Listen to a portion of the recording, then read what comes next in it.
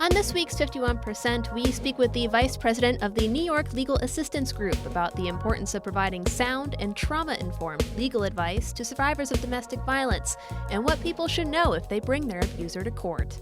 Your own story, your own words, your own testimony can be enough.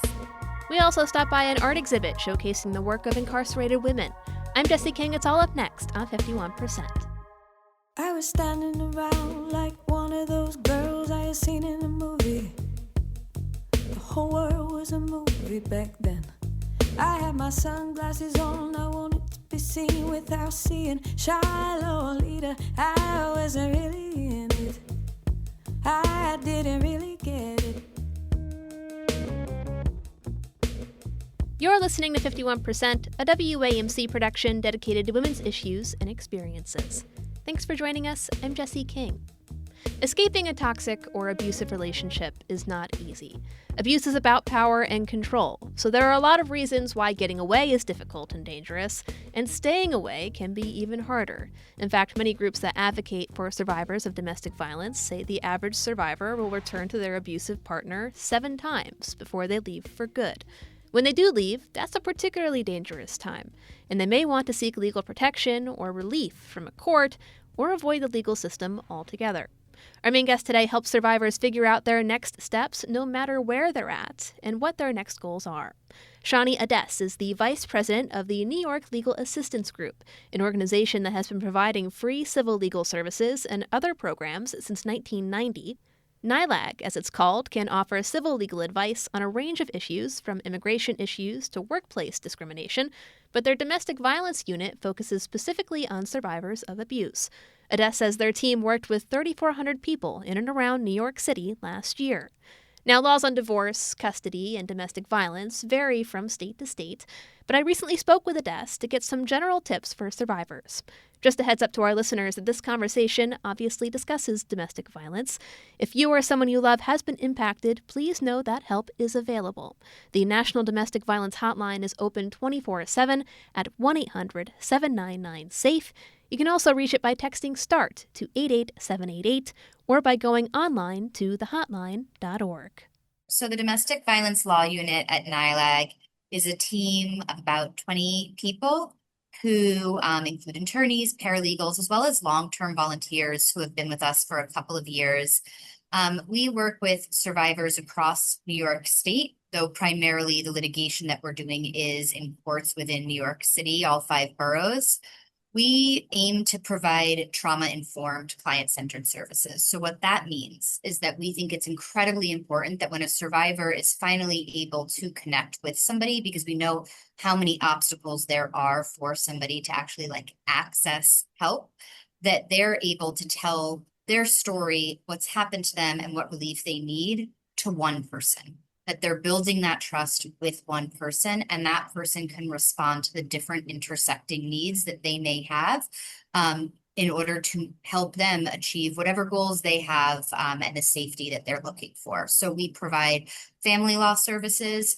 We support people with custody, visitation, support, paternity proceedings, on occasion abuse and neglect proceedings, when there's violence that's being perpetrated by the other parent in the home. We represent people in divorces, both contested and uncontested. We help people with orders of protection. And the same attorney also works with any survivor who's engaging with us on domestic violence-based immigration cases. So if somebody might be eligible for a pathway through VAWA, for example, to obtain their pathway to permanency and stability independently from the partner that was causing them harm, we help them with that process, and even have 2 attorneys that have expertise with removal defense for folks who are in immigration court. We do not predicate our services at all on somebody having a case in court or even wanting to engage with the system. We really make sure that our services are focused on any survivor who wants to just safety plan with us, understand what their rights are, understand what the process would be. And we often are working with folks for months or years before they might even have a case in certain circumstances. And it really is kind of designed, the services that we're going to provide are going to be designed by the survivor who's coming to us. You mentioned survivors can come across a lot of obstacles before even getting to you guys, before even filing anything in court. What are some of the things that you see people experiencing? Bigger picture, what we know, what the research is clear about, is that the time in which a survivor is most at risk for lethal intimate partner violence is when they decide to leave and when they leave. We know that the risk of lethal intimate partner violence, unfortunately, vastly escalates for about that 4-month period of time, even post separation and fleeing.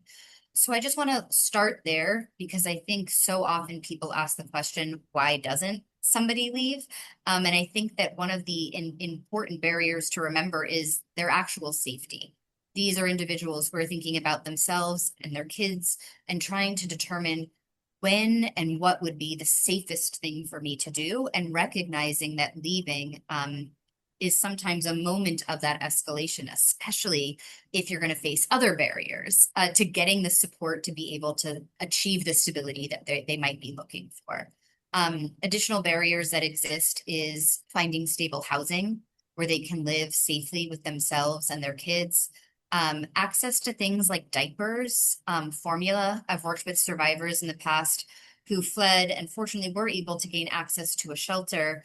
But their child, they had one child at the time who was an infant, and the child got sick and they needed to buy formula, they needed to buy diapers. And they were all of a sudden navigating what it is to be a parent as a single parent while experiencing trauma, while having to re-sign up for all the benefits that they were previously receiving, to have everything be disconnected from the person who was causing them harm's name. And there's so many things that need to be done, and really making sure that somebody has support and help in navigating processes that are there to help people, but themselves are extraordinarily complex and difficult to understand. Which brings me to just two other barriers that I'll name, though there are many. One is just language access and making sure that all of the things that a survivor might need to access, they can understand and hear about in the language that they speak.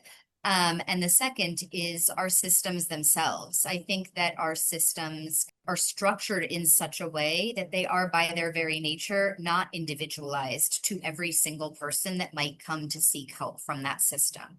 And what that means for a survivor specifically is that when they're coming in order to seek safety and help, they may talk about the thing that they most need, but are the courts, are the personnel, are the police, whoever it is that they want to engage with, are they giving them the space and time and asking them the questions that could give them that pathway to legal relief and explain other options they may not know they have? And so I would just say that, like, our systems are built such that really it's so important that people have access to information, knowledge, and like supportive services to help them navigate that. Well, on that front, to, help get information out there, I know you guys focus on laws in New York, but what should survivors know about their rights and their options? I guess just like statewide and nationwide. When you go to court, if you're going to ask for an order of protection, if you're going to ask for custody, if you're asking for a divorce, if you're asking the police to start a case against them, all of that is going to differ state to state, what the actual laws are. And then what the actual practice is and what the process is going to even differ within that by locality. And so that is one challenge that people face. The federal law that's kind of really around this, one of the primary federal laws that protects survivors is VAWA, the Violence Against Women Act. That provides so much to support survivors nationwide. It provides funding for essential services, including shelters, for example. It provides funding for social service programs, counseling services, legal services for survivors. It also includes legal forms of relief through the immigration system, so that survivors, for example, under VAWA, survivors who might be married to somebody who's causing them harm and who perhaps are using the fact that the survivor is depending on them for immigration status as a form of coercion, intimidation, and harassment, someone can self-petition through VAWA on their own behalf. There's also other forms of relief like U visas or T visas for survivors who have experienced trafficking by the person who's causing them harm, and survivors who may have reported the crime and cooperated in that. But in terms of what forms of relief exist for folks who are living in New York, I can speak a little bit more about that and what we're seeing at NILAG. So in New York, survivors have a right to ask the courts for orders of protection. They can go through the civil court process, as well as attempt to access the criminal court process if they wish. For the criminal court process, that would be going through the police and the district attorney. For the civil court process, they would be themselves going to either family court or Supreme Court here in New York City in order to file for an order of protection. One thing that's really important, I think, for survivors to know is that you can do both things or either things or no things. And I think that that's something that's really important. Some people may not feel safe engaging with police or going through the criminal court process. They may fear some unintended consequences that could happen to them or even the partner that's causing them harm because of some of the things that are happening within the immigration landscape right now or longstanding community harm that some folks have experienced. But we also have some clients who are afraid to show up in civil court every single day. They're afraid that if they bring that case, it's now their case. And so they have to show up at court appearances. That gives an opportunity to be intimidated, to be harassed, to unfortunately perhaps be stalked or followed outside of the courthouse too, especially if you found a new safe place to live the other person doesn't know. So there may be survivors that prefer to not have that method ongoing. Often we work with people that sometimes might be interested in starting both at NILAG, and we certainly help people navigate that, as well as continue to give them advice and help them in the future if they want to change what options they're pursuing, do that. I have to imagine that some people may worry that leaving or divorcing or even reporting domestic violence could, flag offices like CPS or interfere with their ability to keep custody of their children. I guess, what should survivors know on that front? Yeah, so there was a really important landmark case called Nicholson in New York City, which is really provides support for survivors of domestic violence by saying that ACS, the Administration for Children's Services, they're the agency tasked with investigating abuse and neglect of children, saying that they shouldn't be removing children from a home wherein they believe there's domestic violence unless they've first intervened and provided access to resources and supportive services to survivors. And really what this is, like the crux of this is that a child should not be taken from a survivor just because that survivor is experiencing harm at the hands of another parent. That was really such an essential case in terms of protecting survivors as well as their children in the midst of experiencing the trauma of not only the violence in the home, but the trauma of moving through what it means to now have systems engaging in the home, that separation, that working towards reclaiming the stability and the safety that they're doing as they find new houses, perhaps switch schools and things of that nature for their kids.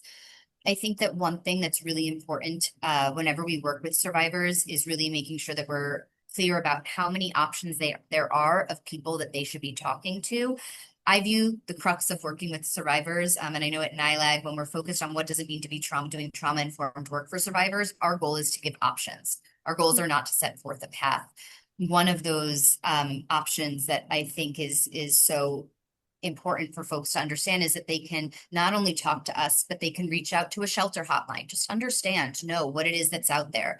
They can talk to a counselor, they can talk to a case manager. I bring all of this up because one thing that I would say to people that often happens is that sometimes folks don't think to talk to a lawyer until there's a legal case or until they're ready to go to court. I think that it can be so important to talk to a lawyer before you're ready to do any of those things necessarily, so that you get information and knowledge. And one thing that differs from us versus others is that we're not mandatory reporters. So somebody can come to us and explain what's happening in the home, and we can give them an individualized safety plan, working with them to create it together from the ground up, while they're getting all of the other services and support from other folks who are there to make sure that the kids are safe too, right? We're there though for the survivor and the family kind of as a whole, and able to build that with them together, whatever safety plan is best for them and their kids. I'm very glad that you brought up safety planning because, as you said, this can be a really dangerous time for survivors. I guess I'm wondering, how do you safety plan and what should you be considering when you put a safety plan together? I think the first thing is, what does a survivor want? As I said, at NILAG, it's really important to us to never presume that I'm ready to flee, I'm ready to separate, I want to move. Those things, I'm ready to file a case in court. So we create the safety plan about what it is that the client's saying their goals are now, and what it is that they might want in the future, that we just give them options for, like, if you want to leave your options open, these are other things to consider. We always talk about physical safety first.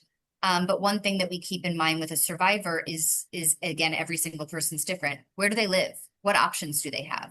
What's in their neighborhood that's open 24 hours a day? Do they have resources, family support, friend support? If not, let's talk about bodegas. Let's talk about libraries. Let's talk about other places that might be safe for somebody to go to. We work with some folks at NILAG who, may be able to pack a safety bag and a go bag and store that safely at their job where the person can't access it, or a place in the home where the person might not find it. Other people might not be able to. And so we work with them to kind of have in their own mind, what would their safety plan be? Where would they go? What are the things they're grabbing if they need to? Sometimes we have folks send us copies of their passport, their kids' health insurance cards, copies of prescriptions, and we can store that for folks if they may want that for the future. And we also really have to keep in mind now in particular, I say now, it's been a couple of years, but technology and how much that has expanded, right? If you're going to email stuff to somebody, are you deleting that email? What if that person has access to your tech and things are going to the cloud? Do you need to create a new email address that isn't on any of your devices at home? And just kind of making sure that those kind of like new ways that people can unfortunately use tech to further harm or track survivors, that that's being accounted for too. We're speaking with Shani Adess, the vice president of the New York Legal Assistance Group. I know you guys deal with such a wide range of cases, but outside safety, are there common things that survivors should be keeping in mind as they navigate working with you or navigate going through the court system? I think that one thing for a survivor to keep in mind is it's so important to talk to an advocate, if possible, when you're filing a case in court, because sometimes those temporary orders are what it can be so pivotal in ensuring that a survivor is able to take the step that they're trying to take to achieve their stability and reclaim their lives. So for example, if you're filing for an order of protection, what are the things that you need to include to get the type of order of protection, the level of order of protection that you're actually looking for? And also, the law in New York City allows you to ask for anything that would reasonably further the safety of the survivor who's filing and achieve the aims of the Family Court Act, which means that actually a temporary order of protection can have really individualized pieces that reflect the survivor or their children's needs and lives. Similarly, you can ask for a temporary order of support, for example, child support on an order of protection if there's no child support order that's already in place.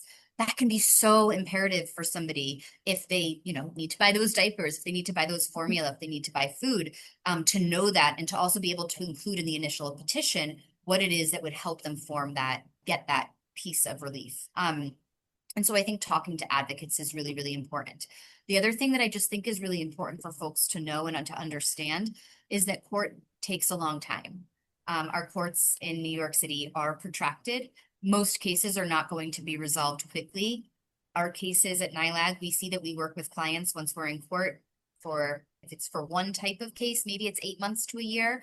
We can be working with people in court for 2, 3, 4 years, especially if it's like a divorce, for example, or a particularly contested case. We know that sometimes the people who cause harm leverage the court system to try to continue to perpetuate harm, carry through on threats, make somebody feel harassed and intimidated, unfortunately, as they're going through that process.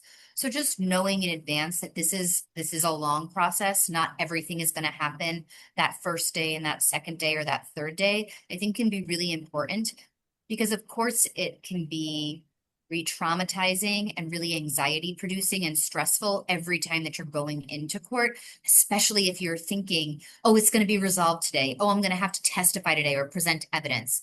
And so understanding that court process is long, I think can be really important for folks in advance. I guess this might be a bit of a side question, but I didn't know that there were different types of protection orders, at least in New York. So I guess I'm wondering, what are the different types of protections and how do they work?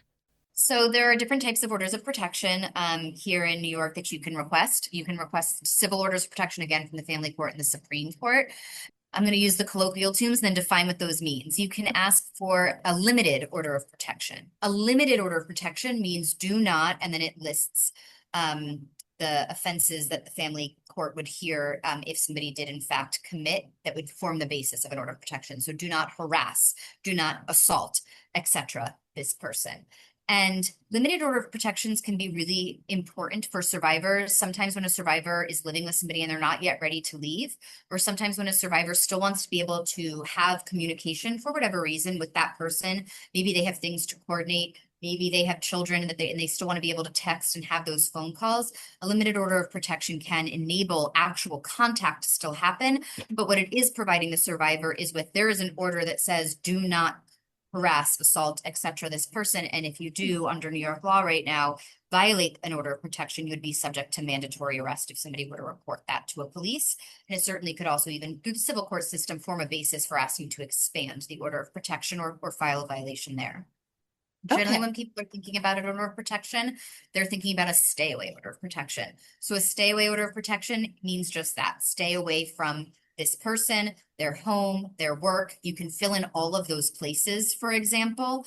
That's how you can individualize it. It can mean no contact by phone. You can individualize it to mean no contact by Facebook, no contact by Instagram, where we're seeing some of those like specific threats happening. We sometimes name that explicitly in the request for the order of protection to make sure it's clear to everybody what this means. And then the final type of order of protection that you can ask for in New York is called an exclusion order. And that is only for two people that are already living together, where you're asking to exclude the other party from the home. And so you don't need an exclusion order if you don't live together. A stay away order is going to ensure the protective level of that person not coming to your house. But if you live in the same house and you're asking that other person to be removed from the house for your safety, that would be requesting an exclusion order of protection. Lastly, obviously the testimony you provide in these cases is evidence, but you mentioned that people will sometimes leave documents and files with you before even thinking about filing a legal proceeding. I guess what kinds of records do you recommend survivors keep just in case they decide to go to court? Before I answer this question, I'm just going to say, so that survivors don't fear another obstacle or barrier to coming to court, there is no evidence that is absolutely required in order to ask for an order of protection. Your own story, your own words, your own testimony can be enough. And I don't want people to think you need actual documentary evidence before you can actually seek that relief. But if there is documentary evidence, like you received a threat and you got it by text, or if somebody's calling you, here at NILAG, I previously worked with a client who received 50 calls in one day, 20 calls the next day, 100 calls the following day. Screenshotting those call logs, screenshotting those texts, and saving that can be really important. Not just saving it on your phone, because first of all, that might not be safe. Also, you can lose your device. But figuring out who could be a safe person to send those to, again, creating perhaps a new email address when not tied to your cloud, sending them to a friend that you might trust, or a service provider, somebody like NILAG or any of our city's family justice centers have case managers, social service providers who would all kind of do, work with survivors to kind of help maintain documents for their future. I think it's really important for survivors, if you have a medical condition or your kids do, copies of those prescriptions, doctors' names and numbers. If you're fleeing and you're running out with just all you have on you in that moment, you might need that stuff quickly for the next day. Copies of insurance cards. For survivors who maybe aren't fleeing just yet, and maybe they're married, or maybe they're depending on the other person for immigration status, taking copies of pictures of immigration notices so that you also have a copy of what that case number is. If you ever see that immigration notice and they can't take that from you to try to impede you from following through on your own case, I think can be really important. That's where I'll stop for now. Well, Shani, thanks so much for taking the time. Is there anything else that you'd like our listeners to know?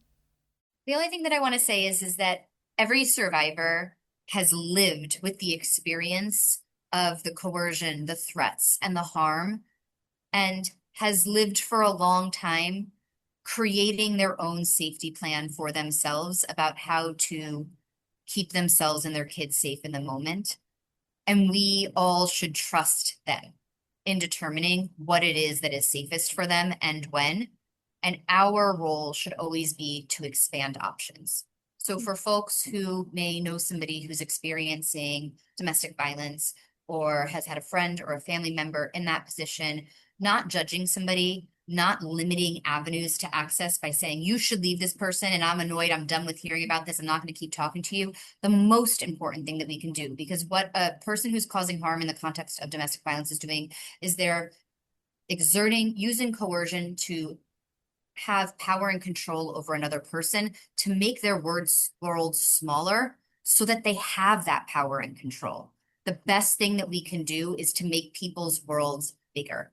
So whenever they're ready, they can engage with us, and that we should, as individuals, as a community, as the systems that survivors are engaging with, trust survivors when they come forward and make ourselves as accessible as possible to them so that they don't face another barrier that could impede their ability to reclaim their lives as they're trying to.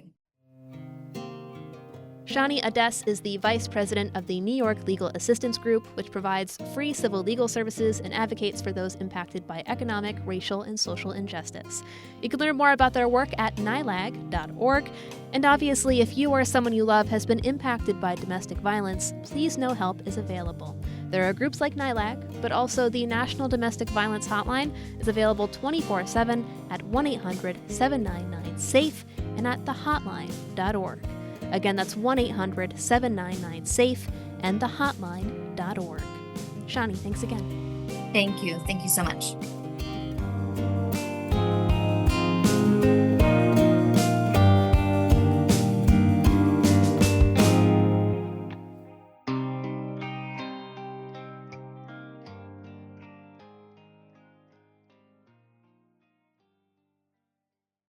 In New York's Hudson Valley, a new art exhibit showcases the work of incarcerated women at the Ulster County Correctional Facility. As WAMC's news intern Samantha Stolbaum reports, the exhibit gives women an avenue to tell their own stories. So I'm Marilena Ferrer-Harrington. I'm the executive director of Unison. For the past year, Mary Elena Ferrer-Harrington has worked with incarcerated women at the Ulster County Jail in a pilot art program.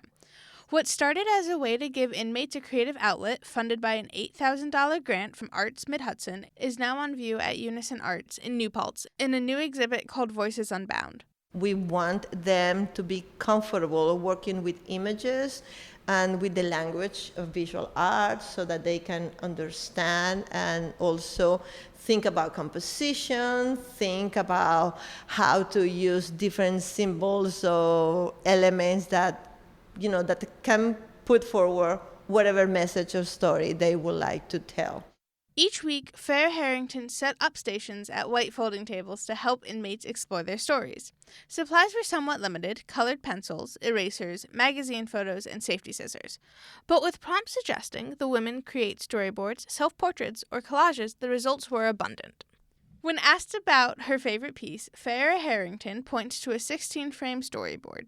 Is a story of migration and how after month and month and month crossing through the infamous Darien Gap and being arrested at the border and having gone through a lot of hardship, she found herself arrested. But also we have here her dreams. They are in Spanish because she's learning English. One of her dreams is to continue taking classes of English and to be back with her children and her family and to know Miami and to enjoy things that life has to offer.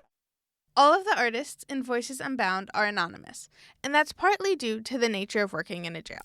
Sometimes participants will only be there for a few days, while others could be there for weeks. But being anonymous allowed participants to tell stories they might not otherwise publicly share.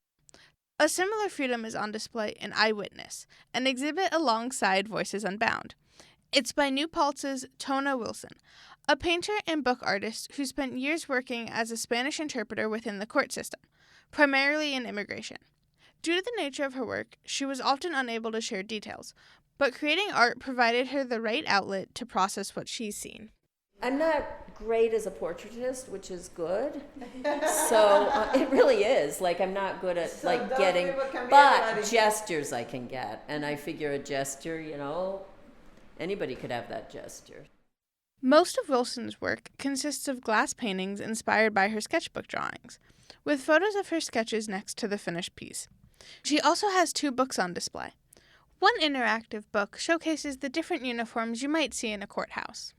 Visitors can mix and match black robes of judges, stilettos worn by lawyers, and the jumpsuits worn by inmates. One painting depicts a case that was particularly upsetting for Wilson. It shows an immigrant being led out of the courtroom in handcuffs by a man in a suit, while 2 officers stand by. Wilson says the man had been in court for a separate case, not for an immigration hearing. I was sitting next to the defendant day after day after day after day, and you translate for them all through the trial. And he was talking about how when he got out, he was going to become a citizen because he really wanted to vote. And when the verdict was going to come in, he was praying. But at the end of the trial, he was declared not guilty. And he was so happy. And his brother was coming to pick him up. We were heading outside of the courtroom, and there was this guy in the hallway, and he said, "I'm from immigration." At that time, it wasn't ICE. And took him into custody on a prior. He had a prior, probably, like shoplifting or something, charge. And, he was so happy 1 minute, and then, boom. Wilson says the piece has new resonance amid the Trump administration's deportation strategies. Still, the goal of both exhibits is to present the work and the stories behind it without judgment. The Ulster County program was also meant to simply give the women something fun to do. In one prompt, inmates worked together to draw a character without knowing what their partners were drawing, ending in a big reveal. It was like magic for them when we opened and they start laughing and then thinking crazy stuff. And then they started telling stories about these creatures. Farrah Harrington says she hopes to get another grant to keep the project going. She also wants to be able to follow up with women who have been released. It's been like really, really very, I don't know how to say, rewarding. Yeah. It's tough. But at the same time, it's very rewarding to see those small differences. When you see in their eyes, they laugh. Sometimes they get too loud. Sometimes they are very, very, beaten up. And, it's hard to really try to raise, a little bit the mood, but they always do something. The exhibit is on view at Unison Arts through August 2nd. Reporting from New Paltz for WAMC, I'm Samantha Stolbaum. Thanks for listening to this week's 51%. 51% is a national production of WAMC Northeast Public Radio based in Albany, New York. It's produced and hosted by me, Jesse King. Our associate producer is Madeleine Reynolds, and our theme is Lolita by the Albany-based artist Girl Blue.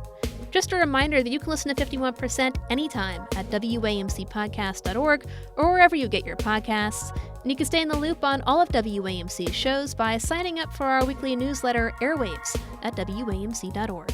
We hope you'll join us next week. Until then, I'm Jesse King, 51%. I was every single girl, I was nobody else, I was so sure of myself. I was 15 and a half, he was a hollow laugh.